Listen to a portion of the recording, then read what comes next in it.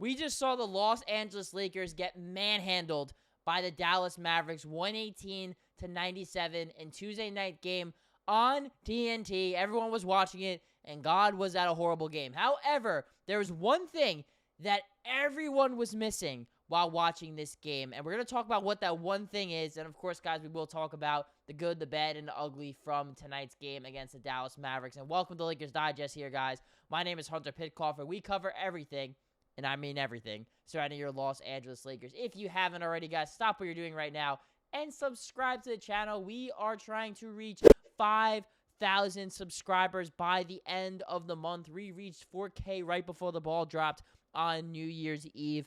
And our goal in the month of January is to reach 5,000 subscribers. And we are already over halfway there to reaching that goal. And before we talk about this one thing that everyone's missing, look, the cat's out the bag. Let's just talk about tonight's game too here.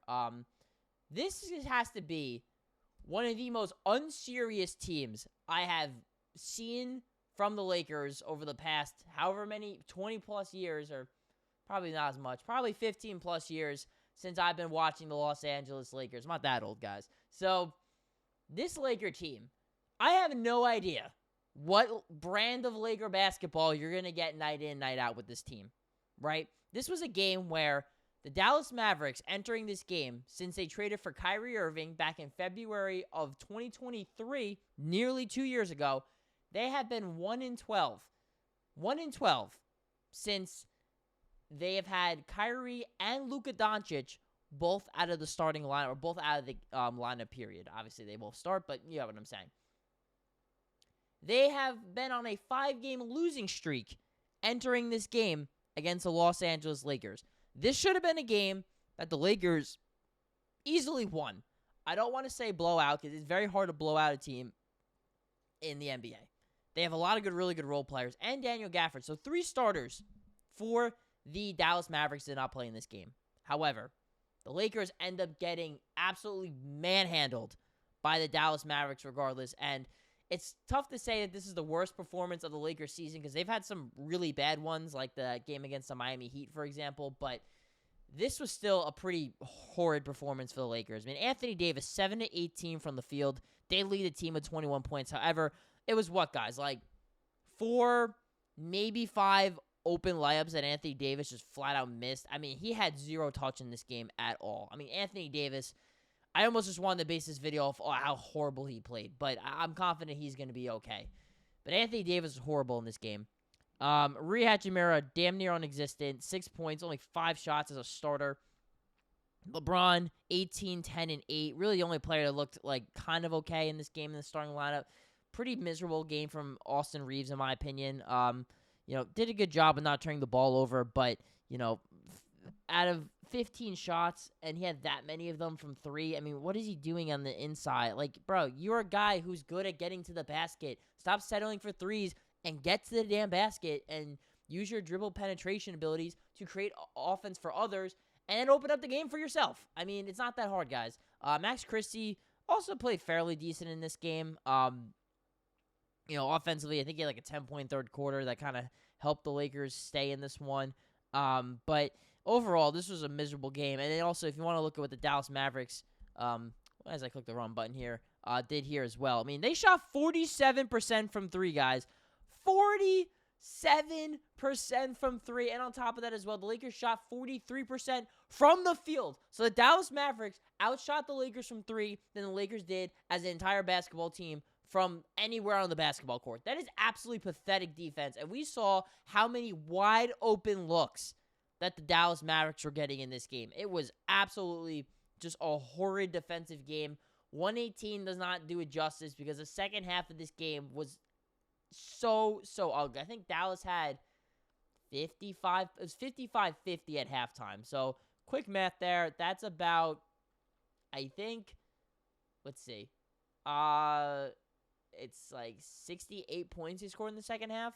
I think that's, I'm not even sure that's right. But they scored a whole lot of points. The math's not coming to me right now, guys. I'm honestly just fuming right now how horrible the Lakers looked. So I can't think straight. But I want to get to the second point here too, guys, because I don't want to keep you waiting too much longer about the one perhaps bright spot of this entire Lakers game and a bright spot that's going to help out this team long term.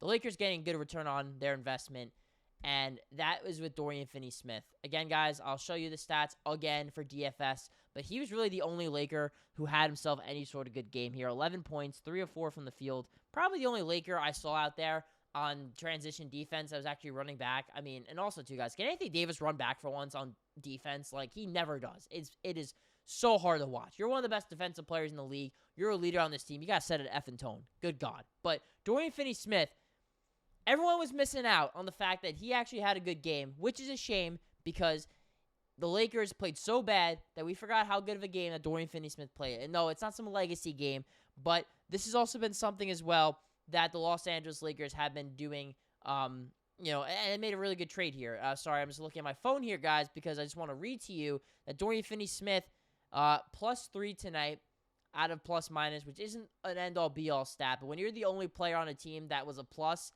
shows that you probably did something right while the rest of the team screwed up. And Dorian Finney-Smith now is a +27 in his 5 games with the purple and gold. So the reason why I bring this up is that he's playing really good basketball.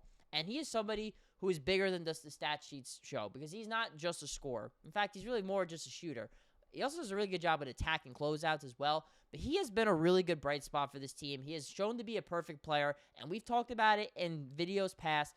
He should be in the starting lineup. When you're going up against a team with a bunch of really good guards and wings that can shoot like the Dallas Mavericks can, with or without Luka Doncic and Kyrie Irving, they still have those players. They have really good role players on the team. They showed that they made it to the NBA Finals last year for a reason. It wasn't just a coincidence and solely off the backs of Luka and Kyrie. But at the same time, though, you need someone that can guard those guys. And Dorian Finney-Smith can be that, and he can hit threes as well. And I ultimately thought that this was a really good game from DFS. And unfortunately, everyone missed out on it and didn't really pay too much attention because the Lakers were so bad. But let's get into the last point of the video I want to talk about here, too. How can the Lakers right their wrongs and figure it out? Because they do have a game coming up on Thursday night, 7:30 West Coast time, against the Charlotte Hornets. This is a team that, last time I checked, was actually, whooping. I think they were on a 26-6 run at one point against the Phoenix Suns, who are another team that is absolutely falling apart right now. But at least the Lakers aren't that bad.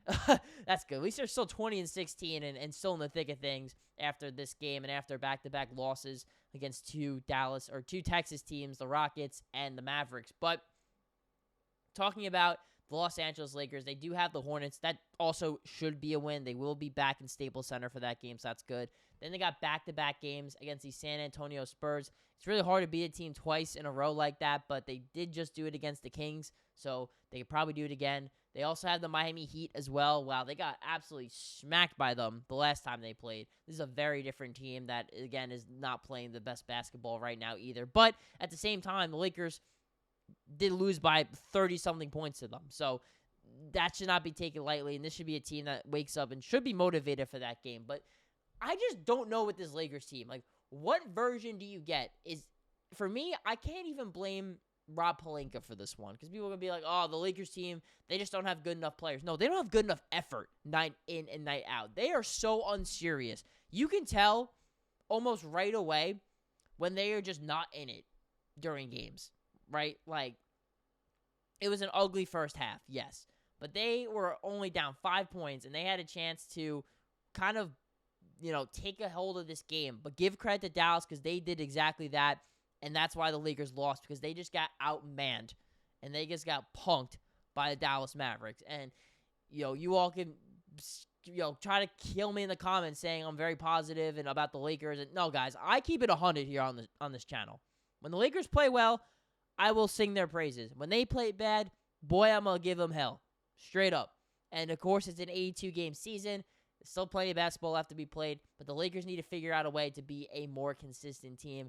And speaking about consistency, that's what we want to do on this channel. We are consistently growing, and a lot of you are consistently watching and coming back to watch our videos. So we appreciate it here at Lakers Digest. Even though the Lakers might not bring their A game and A grade effort every single game, we're going to bring our A game to every single video that we do. And if you want to tap in, stop what you're doing right now. and subscribe. I'm going to be annoying about it. You all be joking to me about it, how I constantly bring up subscribe. But that's how we grow this channel, guys. That's why I want you all, if you're already on the bandwagon, we appreciate it, and you got first row seats already. But you guys that are watching these videos, you already like the content, you're already tapped in, or maybe you hate the content, that's fine too. Just click subscribe so you can either come after us in the videos. That's fine. I always ask, just please be respectful, and let's all have a nice positive community in the comments with everybody, not just me. I can handle it, but, you know, let's just tap in, guys. The Lakers channel, we're growing it, like I said, 5,000 subscribers. That is our goal to reach, and we can reach it with your help. This is us. We're doing this together. We're all together for this journey. So as the Lakers lose this game 118-97, we'll be here for the good times. And hopefully when the Lakers, God forbid, beat the Charlotte Hornets on Thursday night, myself or one of my co-hosts will come back up on here and we'll talk good things. And the Lakers hopefully right their wrongs. They figure it out and they finally get a dub and end this back-to-back losing streak.